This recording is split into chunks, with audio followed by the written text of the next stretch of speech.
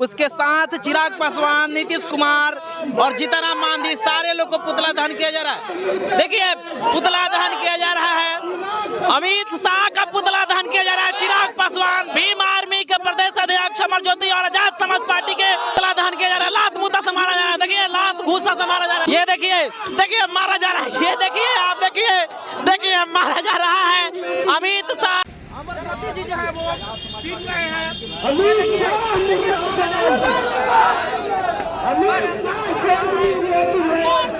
नहीं, अगर माफी नहीं मांगते हैं तो क्या आप लोग की प्रक्रिया? माफी नहीं मांगेंगे तो हम लोग भीम आर्मी वाले लोग हैं। हमारा डंडा और झंडा दोनों भगवान नहीं है, तो हम उस वैसे भगवान को लात मारते हैं। हमारे लिए तो बाबा साहब डॉक्टर भीमराव अम्बेडकर भगवान है, हम लोग उनका नाम। जब बाबा साहब का संविधान नहीं लागू था तो हम लोगों का जीवन नर्क था। ना पढ़ने की आज़ादी, ना धन रखने की आज़ादी, ना घूमने की आज़ादी, ना बोलने की आज़ादी। तो वो तमाम हक अधिकार दिए बाबा साहब डॉक्टर भीमराव अम्बेडकर। तो हम लोग, हमारे लिए तो भगवान वही हैं।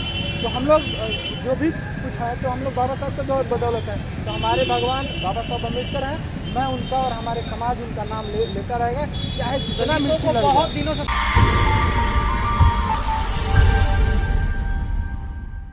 आखिर अमित शाह का जो बयान है, उस बयान के बाद आप लोग चिराग जी का भी पुतला होगा, जीतनराम मांझी का भी पुतला होगा, नीतीश कुमार का भी पुतला क्यों फेंका गया?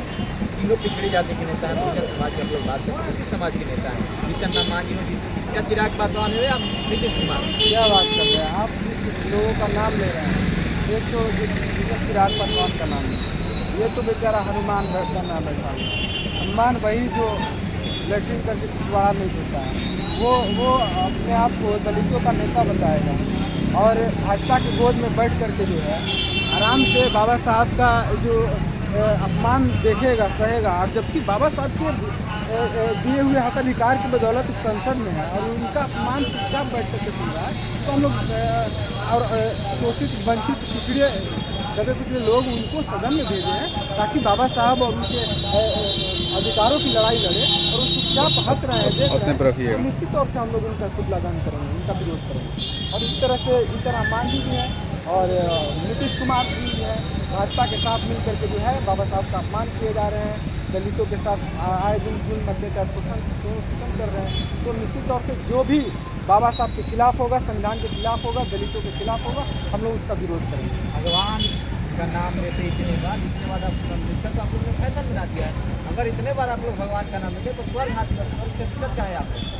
देखिए अगर अमित शाह बोल रहे हैं, मुझे तो लगा आप बोल रहे हैं। चलिए, नहीं, मैंने सुना है अमित शाह जी कह रहे हैं अम्बेडकर अम्बेडकर अम्बेडकर। इतने बार अगर भगवान का नाम लिए होते तो 7 जन्मों तक स्वर्ग मिल गया होता।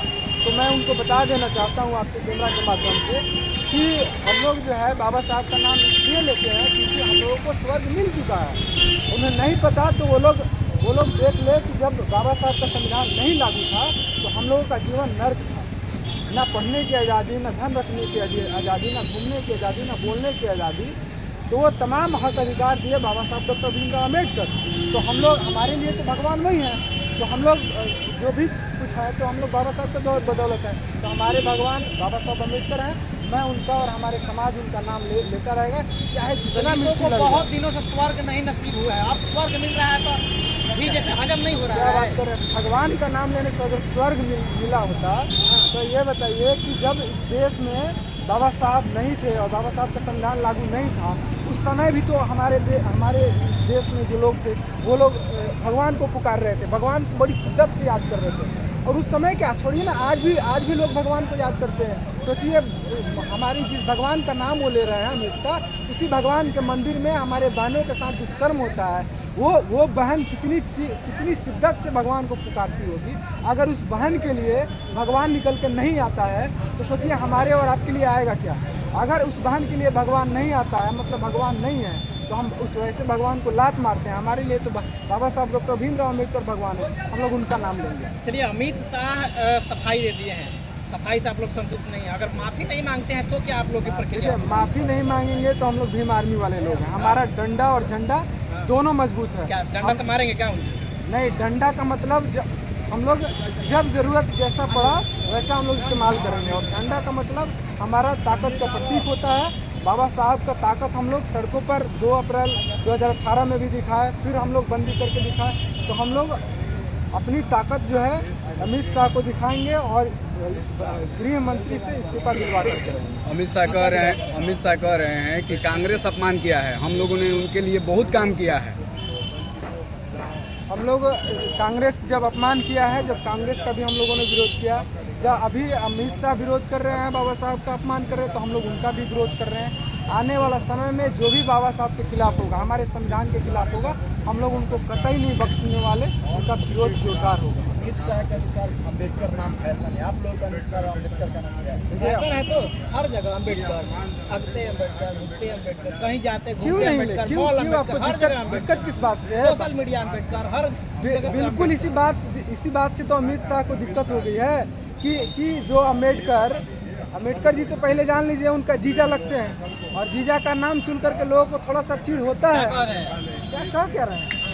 आप इतिहास जा करके देखिए ना, वो बाबा साहब का शादी किनसे हुआ था? आप जाकर देखिए, उन्होंने अपना जीजा स्वीकार किया है, और जीजा का नाम सुन करके इतना खलबली क्यों मच रहा है भाई? जब उनके लोग, मानने वाले लोग आज बाबा साहब का नाम लेने लगे तो आज चिढ़ हो गई।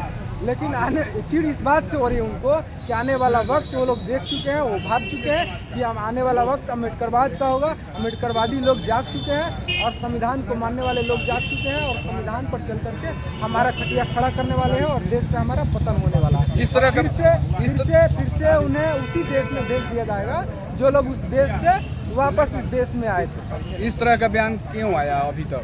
अभी वर्तमान में जो बयान है क्यों आया? क्योंकि वो लोग डरे हुए हैं, अम्बेडकरवादियों से डरे हुए हैं।